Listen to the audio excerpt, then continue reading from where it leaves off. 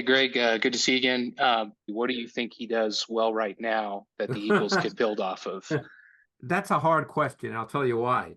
Because they're trying very hard to give him very basic stuff. And the problem arises when you don't execute the basic stuff.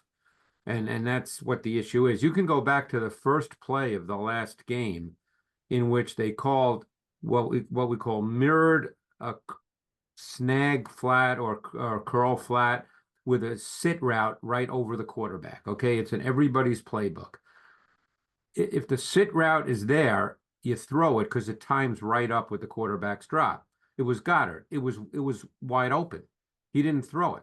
The larger point is you're just trying to get him into some kind of rhythm by calling basic route concepts, and he's not executing those. Now, is he capable of it? Of course he is. He's done it in his career. It's not that he's incapable. And most teams, offensive coordinators, when a quarterback is struggling or they want to get him off to a good start, even if he's not struggling, will call your basic concepts because they pretty much know what they're going to get from the defense. And they just call, something that's a staple. And he's got to execute the staples. You got to make the layups before you can go on to the tougher stuff. So what'll happen with Brown back? There's no question he feels a lot more confident throwing to Brown. It wouldn't surprise me if they try to work outside the numbers. There's not a lot of bodies. There's less chance of an interception, and he's much more comfortable doing that. So I think, Chris, you'll probably see that early because he's very comfortable doing that. And hey, by the way, we've seen him be successful doing it. Could he be successful? Absolutely. Adam has been, given some good intel on Jahan Dotson. So I wanted to speak about the offense. I don't think anybody's really asked you specifically about Jahan Dotson. And I wanted to get what you've seen from him on tape. For me, he's kind of an enigma wrapped in a riddle, Frank, because I loved his tape at Penn State his last year there. He was super competitive for a littler receiver, smaller, I should say, not little. He worked the middle of the field really, really well. He had burst, he had explosiveness. That's why he was a first round pick. And he had a really good rookie season in Washington. And it looked like he'd be on his way to being, not a big time number one, but, he'd be a quality NFL receiver. But I mean, there were some plays in the last game where he was open, but that happens all the time with receivers, whether they're good, bad, and different. I mean, there are plays where receivers are open and they don't get the ball. That's just part of an NFL game. But I mean, in terms of his movement, he looks okay. I mean, I don't think I watch him and go, "Oh my God, this guy can't move." The issue has to be beyond the 20 snaps he plays in a game or the 30 snaps he plays in a game. It's got to be something beyond that. If you just look, if I said to you, watch this guy run routes, you wouldn't come back and go, "Oh my God, this guy can't play." Clearly, there is an answer because Washington didn't want him. From what Adam, I'm sure, has spoken about, it doesn't appear that the Eagles are very happy with him. So that's stemming from what happens during the week.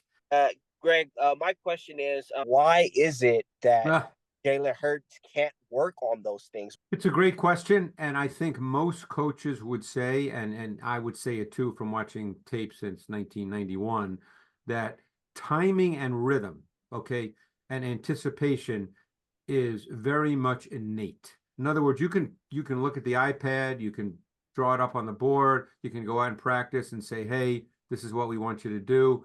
But when you get in the game and everything happens so fast, there's just an inherent thing about being able to throw with that kind of timing and anticipation. We found out that Brock Purdy can do that innately. He just has a feel for doing that. CJ Stroud has a great feel for doing that. Justin Fields does not have that particular ability. Jalen Hurts, at his core, does not have that particular ability. Now, having said that, does that mean you can't play in the NFL? No. That's why those throws are second nature to CJ Stroud. I remember watching him in his second game last year, Eric. His second game as a pro was against the Indianapolis Colts, okay? Yep. Obviously, I watched him again at Ohio State, but the college game is totally different. And I remember seeing him make some of these window throws between the numbers and between the hashes and just saying to myself, wow. Does Jalen Hurts kind of and Kellen Moore, are they a fit? I think that when you have a quarterback that is not by nature a timing and rhythm player, a higher level timing and rhythm player, it does limit an offensive coordinator to some extent, Tim, into what they can call.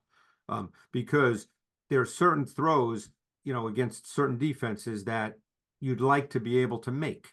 And if you don't feel your quarterback can make those throws or is confident enough to turn it loose on those throws, then you may not feel that I can call that. So now you start to limit what you can call. Dak Prescott, and I know in Philadelphia, he's obviously maybe not viewed nicely, but Dak Prescott is a better pocket player than Jalen. And Dak Prescott does have a sense of timing, rhythm, and anticipation to his game. Dak Prescott is certainly the kind of quarterback that the playbook is totally open in the pass game because he can make those kinds of throws, as is Justin Herbert, by the way. Kellen Moore is probably trying to figure it out. At the end of the day, this is the quarterback that he's working with. Jalen has shown that he can play at a higher level in this league. He got a team to a Super Bowl and played extremely well that year. So he's trying to figure out what he has, what he can call. They put together a game plan based on two things: the skill and traits of your players and what you anticipate tendency-wise and probability-wise from the defense in given situations. No calls are made randomly. All right, Greg. So I'm going to pretend I'm Vic Fangio and I'm giving you a call. He calls you and he goes, Greg, I'm thinking about putting Zack Baun down on the edge and letting Oren Burks play a little bit more in the middle. Is this something you would talk him out of, or do you think that would be something the Eagles potentially should explore? Personally, I would explore it because Zack Baun at Wisconsin was an edge pass rusher.